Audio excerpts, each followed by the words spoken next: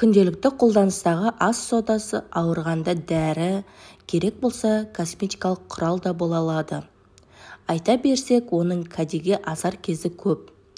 Енді оның қасиеттеріне тоқталар болсақ, жүрек тарсылдап қатты соққан кезде де жарты шай қасық соданы тілдің астына салып қою керек. Ауыр жарақаттанғанда, тамақтан уланғанда немесе көп мөлшерде қан жоғалтқан жағдайда жарты шай қасық ас содасы мен 1 шай қасық тұзды 1 литр қайнаған суға ертіп, әр 5 минут сайын 1 қасығын ішіп отыру керек. Ас содасының қан қысымын түсіруге де септігі зор.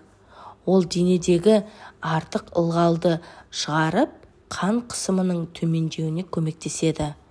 Жөтеліп жүрген адам жатар алдында 1 стакан қайнаған сүтке 1 шай қасық ас содасын салып ішу керек. Сүт ішпейтіндерге 1 литр қайнаған ыстық суға 1 ас қасық ас содасын ертіп, тамағын буласа, жөтелі кетеді. Баспа кезінде 1 стакан жылы суға 2 шай қасық ас содасын салып, күніне 5-6 рет тамағын шайса, тамақтың қызарғаны басылады. Тұмауратып ауырғанда адамның мұрнынан су ағатыны белгілі.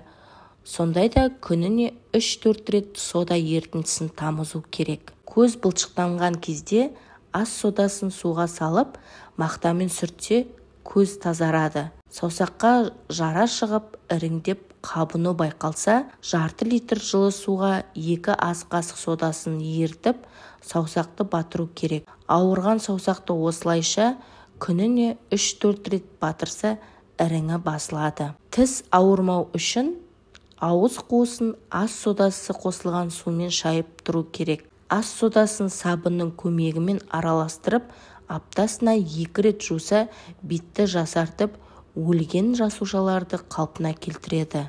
Көп терлейтін адамдар күнделікті таңертең ас содасы қосылған суға мақтаны батырып, қолтығын сүртсе, күні бойғы жағымсыз иістен құтылады.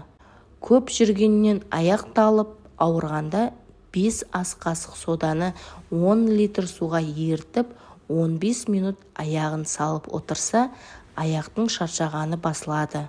Менің арнама тіркелуді ұмытпайық. Келесі видеода кездескенше сау болыңыздар.